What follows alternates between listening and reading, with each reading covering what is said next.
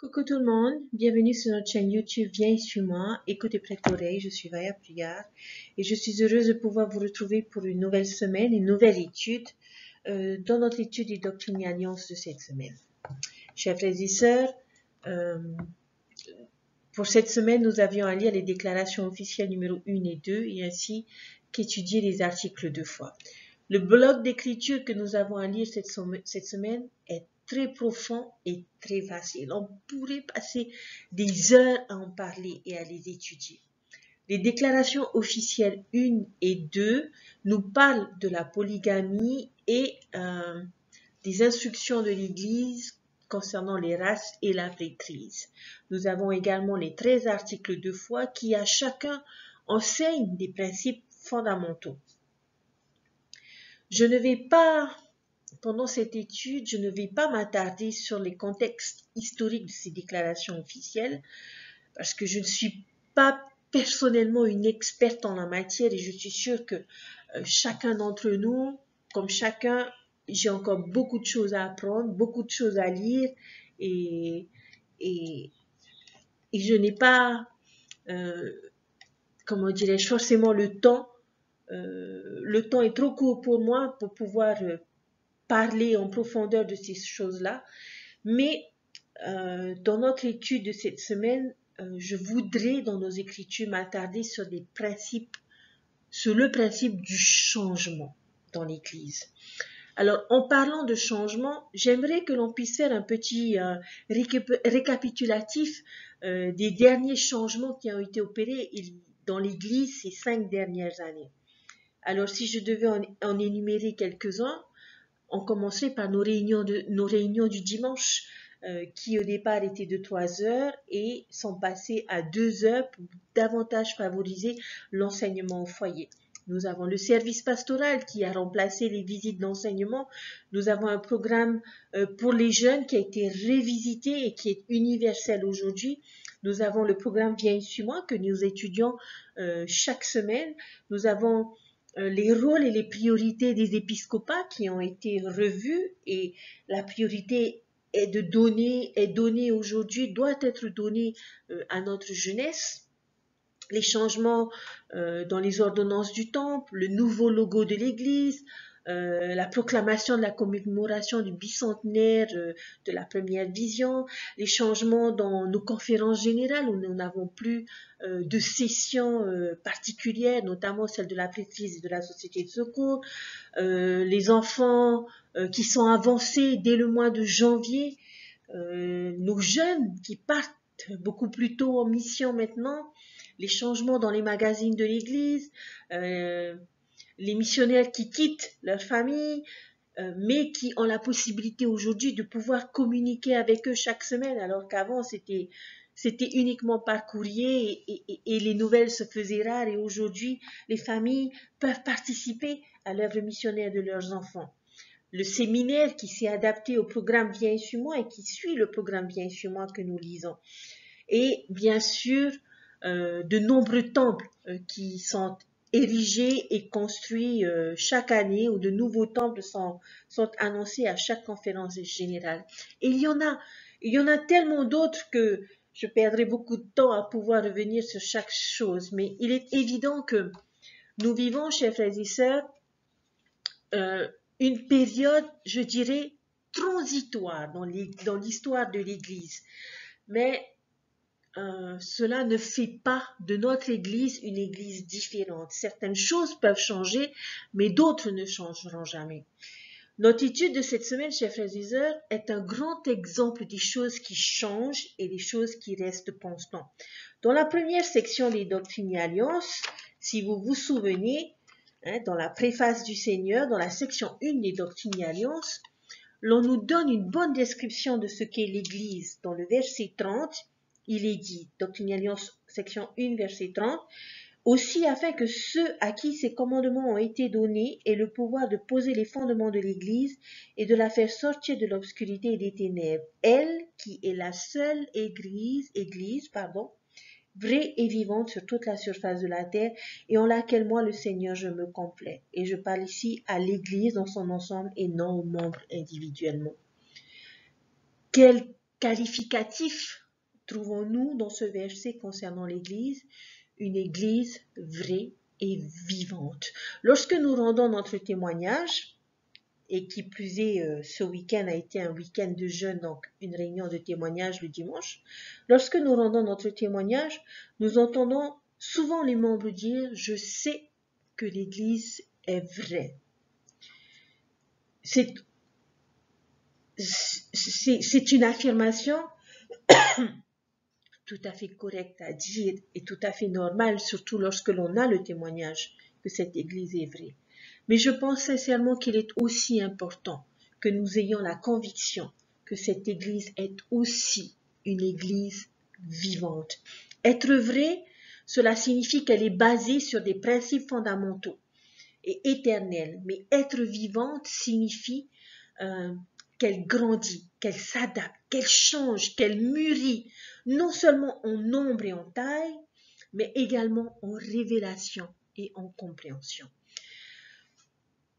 J'aimerais que l'on puisse un moment réfléchir et avoir dans notre esprit l'image d'un arbre. Un arbre produit toujours de nouvelles branches, de nouvelles feuilles. Et dans sa croissance, parfois, nos arbres ont besoin d'être taillés, ont besoin que des branches soient coupées et soient enlevées. Ce sont des facteurs de l'environnement qui affectent la croissance de l'arbre. Et il y a divers exemples où l'Église a vu de nouvelles branches sortir et d'autres ont dû être taillées. Les instructions de l'Église concernant la race et la prêtrise ont été taillées. Les instructions, les pratiques, les procédures et les structures, l'attitude générale de l'Église, les traditions, toutes ces choses ont été et seront toujours sujets à changement, chers frères et sœurs. La déclaration officielle numéro 1 et numéro 2 sont un exemple de ces changements opérés au sein de l'Église, tout comme les exemples que nous avons énumérés précédemment. La révélation officielle numéro 1 est la révélation qui a mis fin à la pratique de l'Église de la polygamie ou au mariage plural. La déclaration officielle numéro 2 est la révélation qui a permis d'étendre les bénédictions de la prêtrise et du temple à tous les membres dignes de l'Église. Et avant 1978, la prêtrise n'était pas accessible aux membres d'origine africaine. Et la déclaration officielle numéro 2 met fin à cette pratique. Cependant, bien que certaines choses changent, il y a bien sûr d'autres qui ne changeront jamais. La doctrine ne changera jamais. Les vérités et les principes ne changeront pas. Nous savons que Dieu est le même hier, aujourd'hui et le sera toujours demain. Et les 13 articles de foi sont un exemple de ces vérités qui ne changent pas. Elles sont les principes fondamentaux de l'Évangile et ce depuis 200 ans. Alors nous allons en premier discuter de ce principe du changement qui est illustré par les déclarations officielles. Et nous allons étudier quelques passages de ces déclarations qui, je l'espère, nous aideront à comprendre les différents changements qui peuvent s'opérer au sein de l'Église. Nous savons tous, chers frères et sœurs, que parfois le changement peut être difficile à accepter et parfois mettre à l'épreuve notre propre foi. Ce sont des moments où nous nous entendons parfois nous exprimer et dire « mais c'est pas comme cela que nous avons l'habitude de faire » ou nous devons nous souvenir que l'Église, et avoir ce témoignage, que l'Église est guidée par la révélation qui vient de Dieu. Alors, pourquoi maintenant et pas avant? C'est une question que l'on pourrait se poser. Pourquoi, depuis le début, n'avons-nous pas des réunions du dimanche de 2 heures au lieu d'avoir subi pendant toutes ces années 3 heures de réunion? Chers frères et sœurs, il y a beaucoup de questions que nous pouvons nous poser. Mais si nous posons ces questions, je prie notre Père Céleste qu'il puisse nous accorder son esprit pendant l'étude de ces déclarations officielles pour que nous puissions comprendre ensemble quelques principes et surtout essayer de comprendre et d'accepter la vision de notre Père Céleste. Alors, lorsque nous lisons la déclaration officielle numéro 1, et notamment les extraits des 3 discours du président Wilford Woodruff concernant le manifeste, son discours commence par les phrases suivantes. « Le Seigneur ne me permettra jamais, ni à aucun autre homme qui détient le poste de président de l'Église, de vous égarer. Ce n'est pas dans le programme, ce n'est pas dans la volonté de Dieu. Si je m'aventurais à faire une telle chose, le Seigneur m'ôterait de ma place. Et il fera de même pour tout autre homme qui tente d'égarer les enfants des hommes des oracles de Dieu et de leur devoir. » Waouh! Qu'est-ce que président Woodruff témoigne à travers ces mots? Eh bien que le premier principe qu'il nous enseigne est que nous pouvons avoir confiance en nos dirigeants. Le Seigneur ne leur permettra jamais de nous égarer. Et le fait que nous croyons en des prophètes vivants est un principe qui nous met à part des autres églises. La révélation moderne est essentielle et c'est ce qui permet, chers frères et sœurs, ces différents changements. Les changements qui ont été opérés ces dernières années ne sont pas l'œuvre d'un homme, et notamment du président Russell M. Nelson, mais de Dieu. Dieu continue de parler aux enfants des hommes à travers ses prophètes, à travers ses apôtres et ses serviteurs, afin de pouvoir accroître leur compréhension et de nous aider à naviguer dans ce monde, reconnaissons-le, qui évolue et qui change constamment. Et nous pouvons, et la déclaration du président Wilford Woodruff nous dit que nous pouvons lui faire confiance dans leurs paroles, dans leurs conseils. Et aussi longtemps que nous suivrons ces enseignements, chers frères et sœurs, nous ne serons pas égarés parce que Dieu ne le permettra jamais. Voilà un bon principe, bon premier principe, chers frères et sœurs, que nous pouvons retenir de ces déclarations officielles. Et j'espère que nous en avons le témoignage. Cependant, il est important, chers frères et sœurs, de reconnaître que l'Église est aussi dirigée par inspiration et par révélation divine, mais qu'elle est aussi dirigée par des hommes qui ont des défauts et qui ont des imperfections, qui ont des différences culturelles et des attitudes. Et nous ne pouvons pas un instant nous attendre, chers frères et sœurs, à ce que les dirigeants de l'Église, d'une certaine façon, soient un produit de leur environnement. Regardez dans la déclaration officielle numéro 2, les instructions de l'Église concernant les restrictions de la prêtrise basées sur la race. Pendant longtemps troublé beaucoup de membres, beaucoup de saints.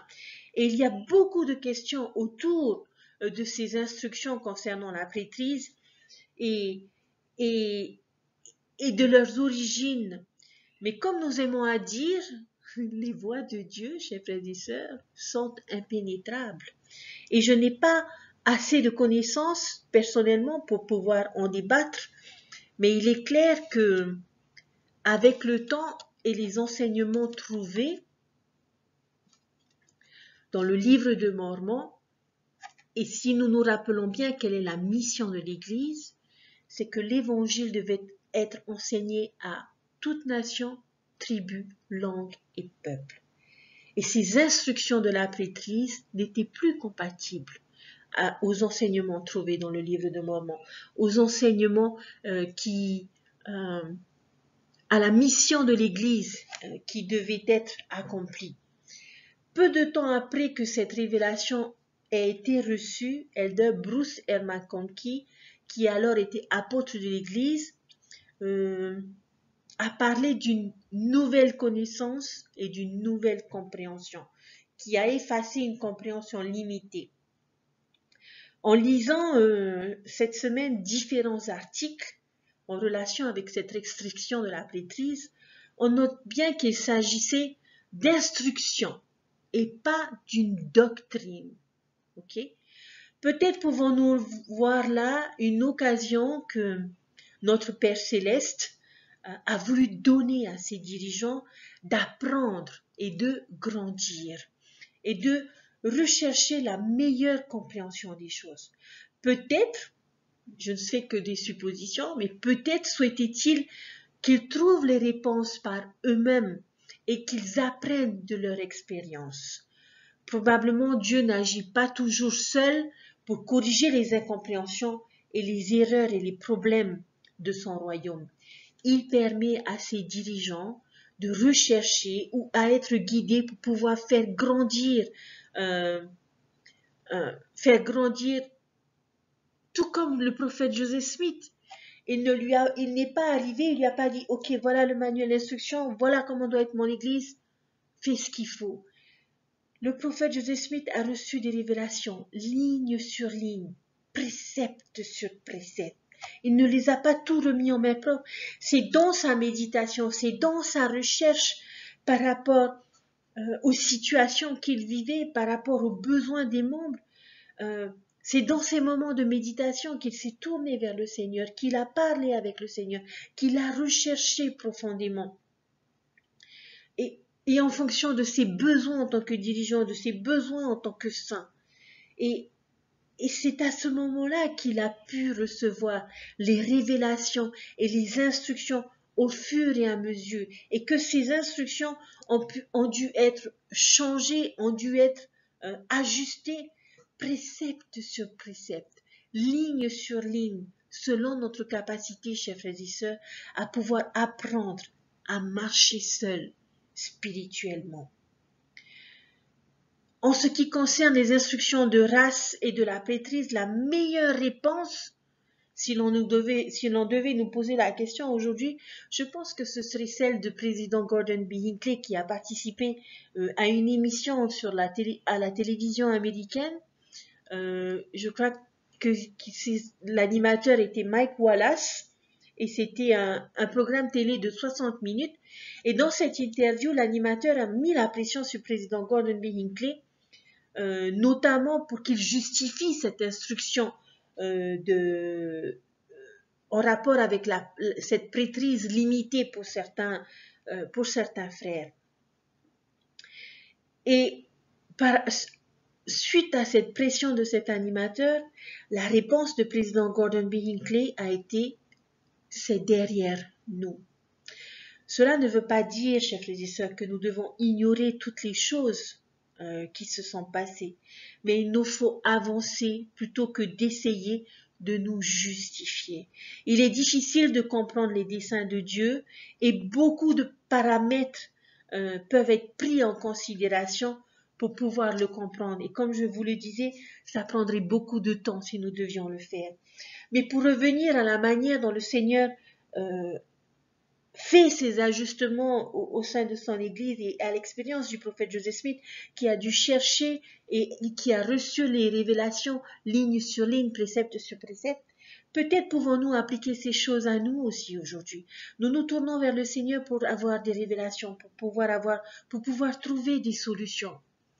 Mais si nous restons là à attendre que le Seigneur se manifeste, cela ne suffit pas. Il nous faut travailler, il nous faut méditer, il nous faut rechercher, il nous faut user nos genoux pour que le Seigneur puisse nous guider dans chacune de nos voies, dans chacune de nos décisions, que nous puissions faire travailler notre propre intelligence, notre propre raisonnement, notre propre sagesse, de manière à ce que le Seigneur puisse nous guider en toutes choses.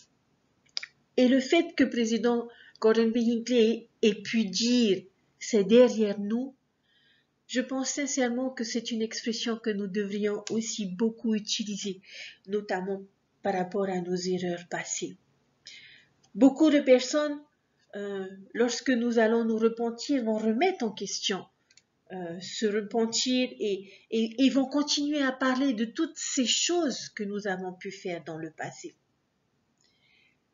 J'ai appris de mon passé, mais maintenant, je dois regarder devant et je dois avancer. Et comme nos dirigeants l'ont enseigné, il faut arrêter d'essayer de nous justifier. Le plus important est que nous ayons fait ce qu'il faut quand il le fallait et que nous persévérions aujourd'hui. Un autre principe que nous découvrons dans les déclarations officielles est que, toujours en rapport avec les différents changements dans l'Église, concerne la pratique de la polygamie. Et Wilford Woodruff a partagé une idée bien particulière et que j'aime beaucoup et que j'aimerais également partager avec vous aujourd'hui. Dans la déclaration officielle numéro 1, oui, dans la déclaration officielle numéro 1, dans le paragraphe numéro 4, voici ce qu'il dit.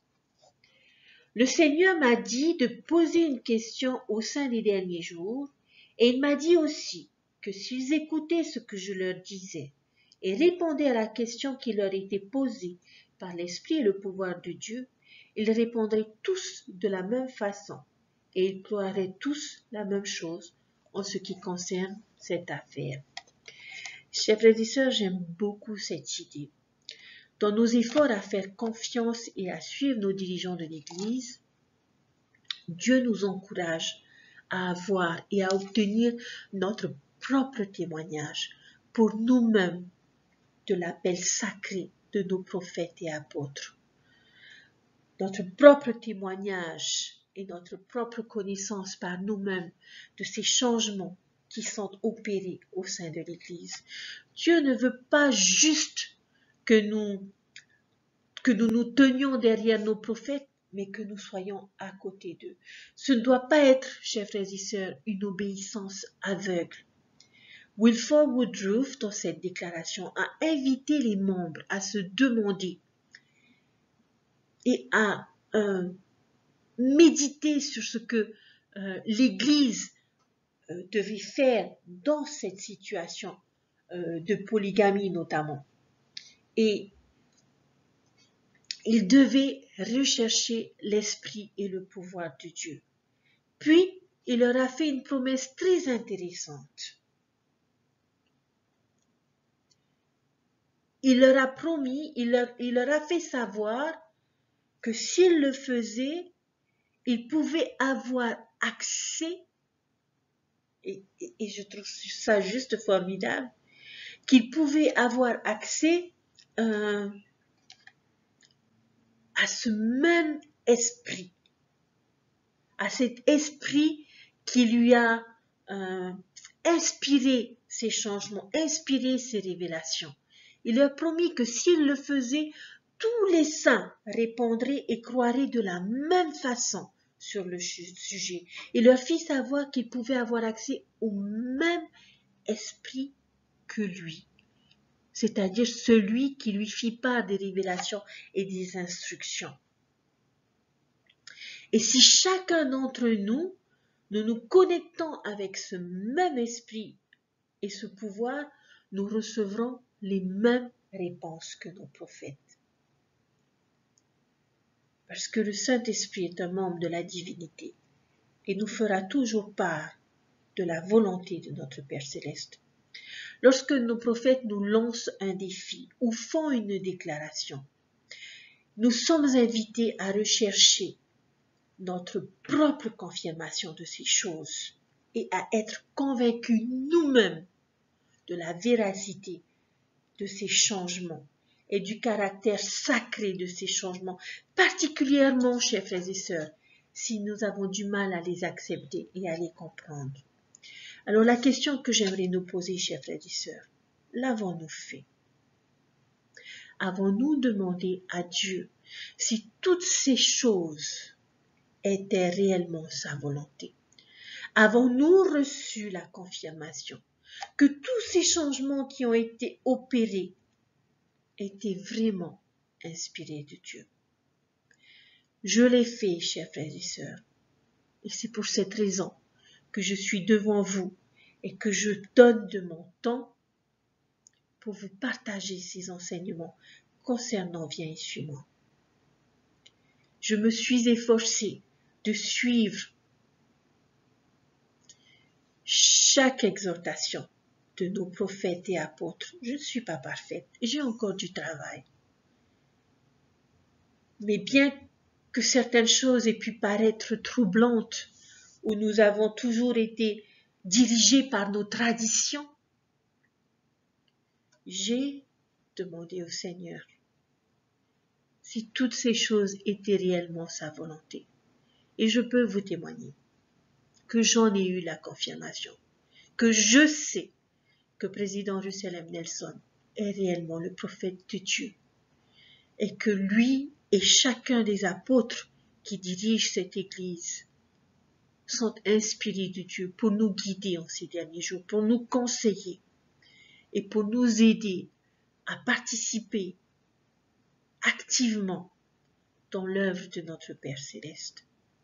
Alors, si vous ne vous êtes pas encore agenouillés, chers frères et sœurs, si vous n'êtes pas encore convaincus que Viens et suis-moi est un manuel inspiré de Dieu, je vous invite à vous mettre à genoux, à prier notre Père Céleste et à lui demander si ces choses viennent de lui. Et je peux vous témoigner que vous en aurez la confirmation, tout comme vous saurez que chaque enseignement donné par président Nelson sont la parole de Dieu. Toujours dans la déclaration officielle, dans le 5e paragraphe, Wilford Woodruff pose une question. Voici ce qu'il dit. La question est celle-ci. Quelle est pour les saints des derniers jours la politique la plus sage à adopter? Continuer à tenter de pratiquer le mariage plural à l'encontre des lois du pays face à l'opposition de 60 millions de personnes et au prix de la confiscation et de la perte de tous les temples et l'arrêt de toutes les ordonnances qui s'y font, tant pour les vivants que pour les morts, et l'emprisonnement de la première présidence et des 12 et des chefs de famille de l'Église, et la confiscation des biens privés du peuple, toute chose qui par elle-même mettrait fin à la pratique, ou, après avoir souffert comme nous l'avons fait parce que nous suivons ce principe, cesser la pratique et nous soumettre à la loi, et ce faisant, laisser les prophètes, les apôtres et les pères chez eux pour qu'ils puissent instruire le peuple et vaquer aux devoirs de l'Église, et aussi laisser les temples entre les mains des saints afin qu'ils puissent vaquer aux ordonnances de l'Évangile, tant pour les vivants que pour les morts. Quelle est la question du président Wilford Woodruff? Quelle est la politique la plus sage à adopter? C'est une question, chers frères et sœurs, que chaque dirigeant devrait se poser lorsqu'une décision doit être prise. L'on doit étudier les différents paramètres, les conséquences, les préoccupations, et nous devons nous efforcer de toujours trouver la meilleure des décisions. Lors de notre dernière formation de dirigeants, que nous avons eu la bénédiction d'avoir avec Elder Suarez, il avait partagé son expérience en tant qu'apôtre dans la réflexion que le collège devait porter sur certains sujets, où le président du collège, et notamment le président du collège par intérim, Elder Ballard, venait et soumettait la chose au collège, et qu'il y avait beaucoup d'échanges parce que chacun avait sa personnalité, chacun avait ses opinions et tous s'exprimaient.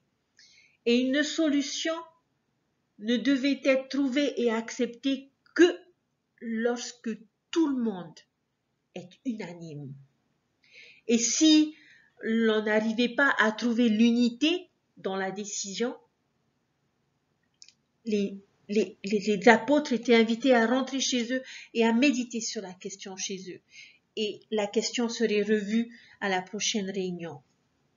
Ce n'était pas parce qu'ils étaient réunis qu'une décision devait être prise. Non. Le plus important que Elder Suarez a partagé, c'était que la solution qui devait être trouvée devait être unanime et ne se quitter jamais sans prendre de décision si celle-ci n'avait pas été inspirée et faite sous l'inspiration de l'Esprit. Toujours dans ce 5e paragraphe, d'une certaine façon, si je continue, il dit ceci: le Seigneur, par la vision et la révélation, m'a montré très exactement ce qui se produirait si nous n'arrêtons pas cette pratique. Si nous ne l'avions pas arrêtée, nous n'aurions pas eu besoin d'aucun des hommes de ce temple de Logan, car toutes les ordonnances seraient arrêtées dans tout le pays de Sion. La confusion régnerait partout en Israël, et beaucoup d'hommes seraient faits prisonniers. Cette épreuve serait tombée sur l'Église tout entière, et nous aurions été obligés de mettre fin à la pratique. Ainsi donc, la question est de savoir s'il faut l'arrêter de cette manière-là, ou de la manière que le Seigneur nous a manifestée, et de permettre que nos prophètes, nos apôtres et nos pères restent des hommes libres, et les temples entre les mains du peuple, de sorte que les morts puissent être rachetés. Ce peuple a déjà délivré un grand nombre de la prison du monde des esprits. L'œuvre va-t-elle continuer ou s'arrêter? Voilà la question que je propose au sein des derniers jours. À vous de juger. Je tiens à ce que vous y répondiez vous-même. Ce n'est pas moi qui vais y répondre, mais je vous dis que c'est exactement dans cette situation que notre peuple aurait été si nous n'avions pas agi comme nous l'avons fait. D'une certaine façon, le prophète Wilford Woodruff leur disait que si nous continuons dans cette voie, nous perdrons nos temples, la première présidence sera emprisonnée, les pères seront retirés des familles. Est-ce réellement la route la plus sage? L'on apprend ici beaucoup du réalisme de président Woodruff. Nous vivons, comme on le dit, dans un monde, dans le monde de César, un monde où Dieu honore le libre arbitre des hommes.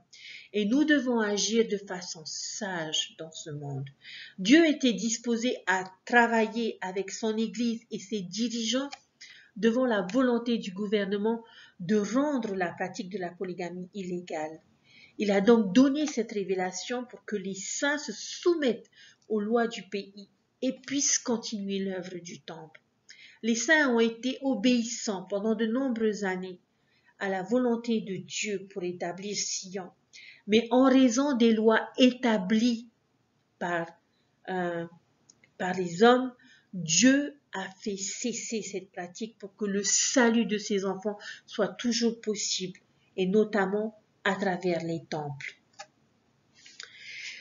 Nous apprenons également dans cette déclaration officielle, chers frères et sœurs, que les circonstances avaient changé concernant le mariage plural. La Cour suprême avait décidé que la pratique de la polygamie n'entrait pas dans la protection de la liberté de religion.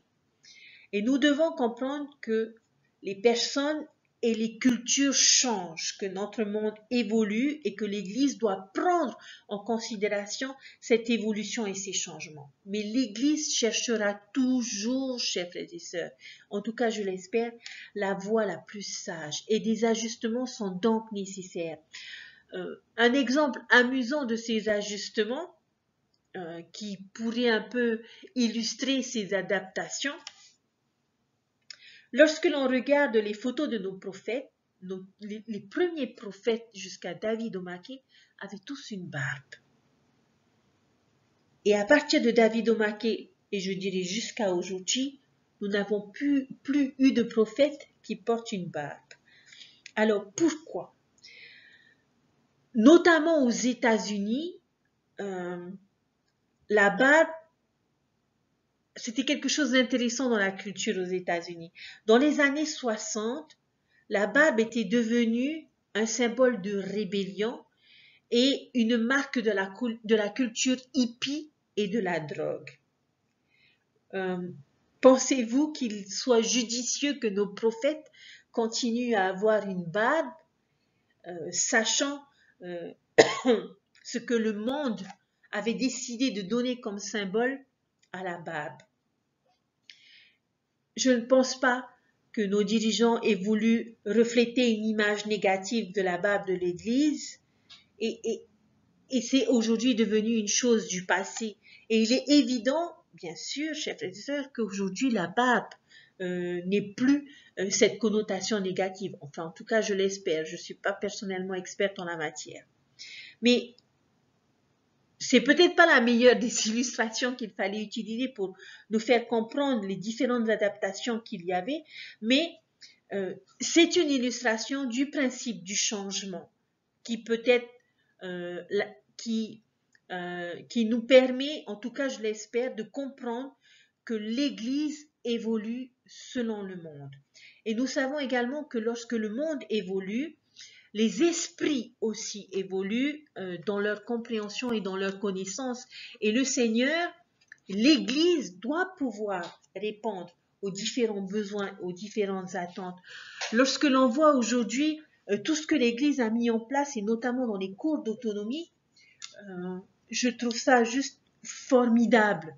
Et pourquoi est-ce que ces cours ont été créés, ont été développés? Pourquoi ces programmes sont aujourd'hui utilisés? Parce que nous vivons dans un monde qui évolue, pas toujours dans le bon sens, et l'Église aujourd'hui est en mesure de répondre positivement à ses besoins pour pouvoir aider pas seulement les membres de l'Église, mais tous ceux qui sont autour de nous à devenir beaucoup plus autonomes. Dans les 2 déclarations officielles, nous voyons que nos dirigeants prennent des décisions et comme nous l'avons vu dans la déclaration officielle, il faut que ces décisions soient unanimes. Et ça me fait penser à une écriture dans la section 107, le verset 27, où il est dit ceci: « Et toute décision prise par l'un ou l'autre de ces collèges doit l'être à l'unanimité des voix qui le composent, c'est-à-dire que chaque membre de chaque collège doit être d'accord avec ces décisions pour que les décisions prises aient le même pouvoir ou la même validité dans l'un que dans l'autre. » Les votes doivent être unanimes. Et je reviens à l'expérience de Elder Suarez, les décisions devaient être prises d'un commun accord. Il est important de savoir que tous ces derniers changements, chers frères et sœurs, que nous avons connus ces 5 dernières années, ne sont pas l'œuvre juste d'un homme, c'est-à-dire de président Nelson, mais chaque décision a été présentée, débattue et acceptée par chacun des membres de la première présidence et du collège des 12 apôtres. Combien ce doit être extraordinaire que 15 hommes, chers frères et sœurs, d'origines différentes, de personnalités différentes, qui ont des opinions différentes et des idées qui varient les unes des autres, puissent tomber unanimes et décider d'un commun accord, être d'accord sur chaque changement, sur chaque point de doctrine, chaque décision, chers frères et sœurs. Et cela, j'espère que nous avons le témoignage, est une décision prise par un collège d'hommes de Dieu. Lorsque l'on revient à notre déclaration officielle numéro 2, au 2e paragraphe, il est dit ceci. Le président Kimball m'a demandé d'informer la conférence de ce qu'après avoir reçu cette révélation qui lui fut donnée à la suite d'une méditation et de prières prolongées dans les salles sacrées du Saint-Temple, il la présenta à ses conseillers qui l'acceptèrent et l'approuvèrent. Elle fut alors présentée au collège des 12 apôtres qui l'approuvent à l'unanimité et elle fut ultérieurement présentée à toutes les autorités générales qui l'approuvent de la même unanimité. Gardons cela à l'esprit, chers frères et sœurs, en songeant aux différents changements de l'Église. Ces changements ont été actés après une longue prière, une longue méditation. Ils ne recherchent pas leur volonté, mais la volonté de Dieu. Nous arrive-t-il de penser que la révélation qui parvient à nos dirigeants de façon facile et simple? Non, cela requiert, et la déclaration officielle nous le confirme, cela requiert beaucoup de méditation, beaucoup de prières, beaucoup de supplications pour pouvoir être guidé par notre Père Céleste. Chers frères et sœurs, d'une façon ou d'une autre, nous sommes également dirigeants, que ce soit au sein de notre pieu ou que ce soit au sein de notre paroisse. Et nous pouvons apprendre tellement d'eux lorsque nous avons des décisions à prendre dans un conseil de pieu, dans un conseil de paroisse, dans dans une réunion de coordination ancienne société de secours jeunes filles. Et nous pouvons avoir nos propres révélations personnelles pour pouvoir prendre les meilleures décisions, faire les meilleurs choix pour aider les frères et les sœurs qui sont sous notre responsabilité. Nous pouvons aujourd'hui constater ces différents changements de l'Église ces dernières années et le monde s'accélère et l'Église aussi. Alors ne perdons pas notre temps, chers frères et sœurs, à nous poser des questions et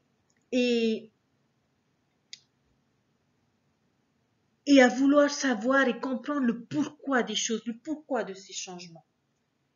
Mais acceptons-les. Et comme président Nelson nous l'a recommandé, prenons nos vitamines parce que d'autres arriveront. Rappelons-nous que nous vivons dans un monde qui est imparfait, rempli d'hommes imparfaits et que nous ne devons pas nous focaliser sur les imperfections de nos dirigeants. Mais nous souvenir que ce sont eux que notre Père Céleste a choisis pour nous guider en ces derniers jours et qu'il ne permettra pas qu'ils nous égarent. Alors, s'il vous plaît,